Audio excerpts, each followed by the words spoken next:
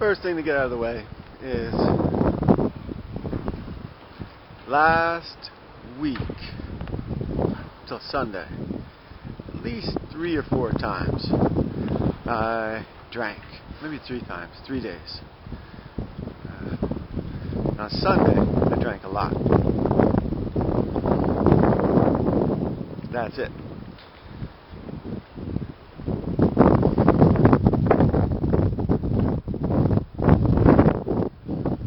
I don't feel guilty about this. In fact, I just feel it's part of the process I'm going through. It's self-realization. This is me. It would be nice. I'd like to go out there and tell everyone, hey, yeah, that's it. Stop drinking. But it's not happening overnight.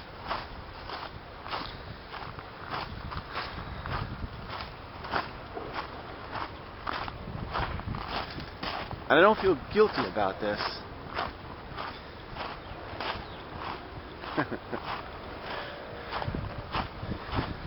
Actually, the only thing I have a problem with is actually making this video and telling others about it, being self-honest about it. So that's why I'm getting this video out right now.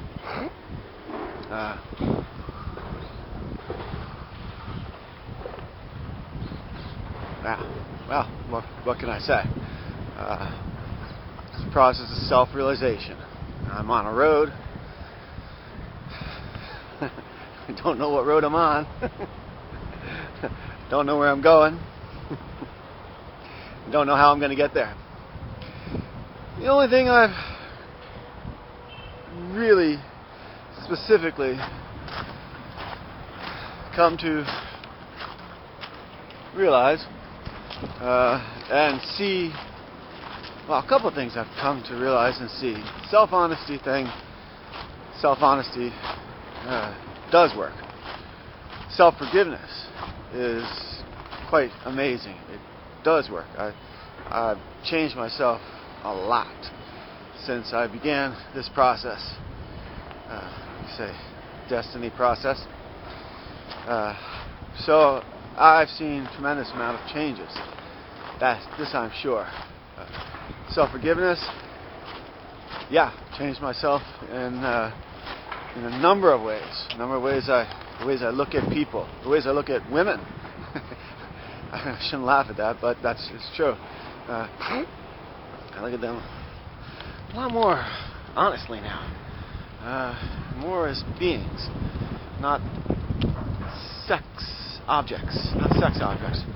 So that's self-forgiveness. That's a really great tool that I have started to realize. Self-honesty is another one. I mean, I'm doing this video right now, putting it up. My mom said, "Oh, I'm so sorry, Tom." Don't be sorry about these things. This is my life. I'm doing something. I'm moving. Moving, and it's not always the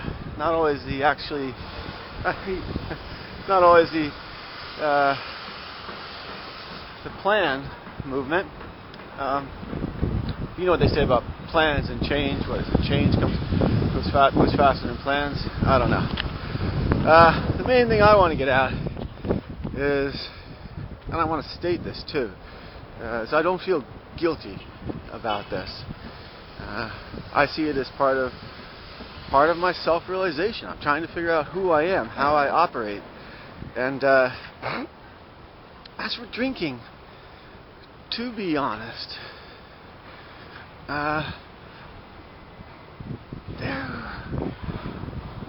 except for one time, that first time I started drinking after 3 months, that was like I was at the store and all of a sudden, boom, there was this urge to really buy beer. I took like a half hour before I actually bought it.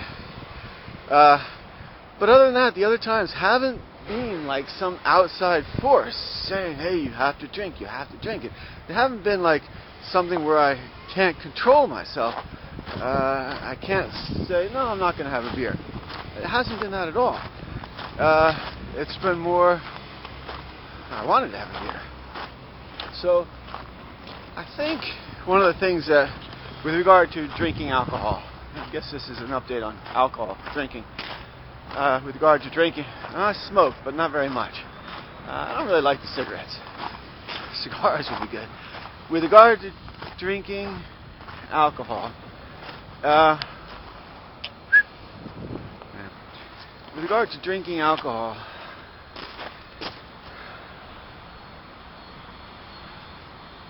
what I need to look at, and I want to do a mind construct on this because we're doing mind constructs right now, doing ones on influential people in my life, but I'm hoping I can do one on drinking alcohol. I thought I didn't need to, but actually I realize now I do. I want to find out why I actually want to drink. I mean, because it's not like I don't want to. It's like when I want to do something, I do it. So it's a question of changing the wants and getting rid of the desire. And to do that, I need to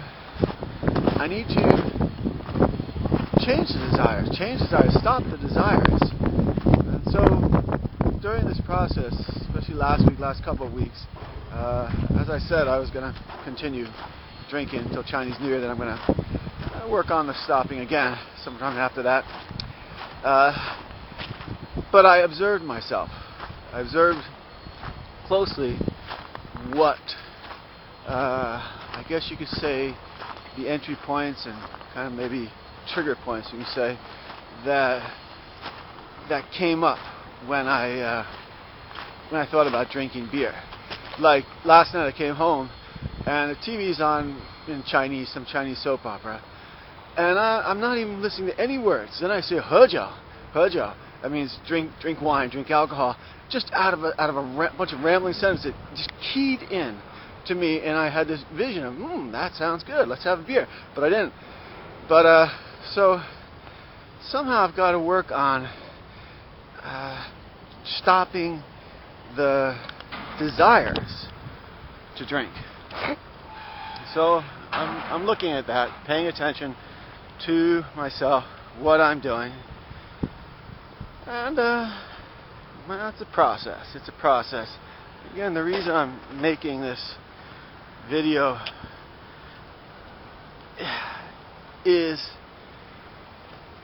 I don't want it inside me, this feeling like I'm ashamed, because I'm not ashamed. I don't want feeling like I'm guilty, because I don't feel guilty and I don't feel ashamed. This is who I am. This is me. This is the mind consciousness system. If I could click a button and get rid of it, I would. Short of just getting rid of myself. I don't think that's very doable. So to change, I've got to stop the desires, or at least change the desires. Stop the desires, obviously, but one by one, stop certain desires, which I know are not beneficial, not helpful to me, not helpful to anyone. So that's my process. Update on alcohol.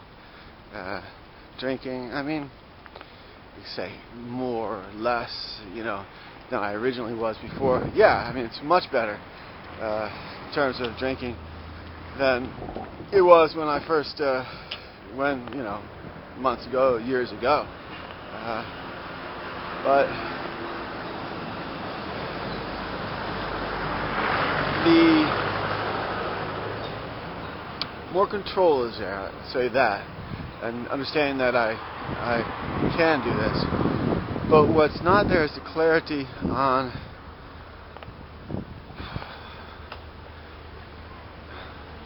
why I'm doing it within me. I mean, where is it coming from? There are points that I recognize, but I understand that I really have to break it down and locate these specific points that I need to stand one and equal to, stand as and direct. So that's where it is on alcohol. There are a bunch of other points I wanted to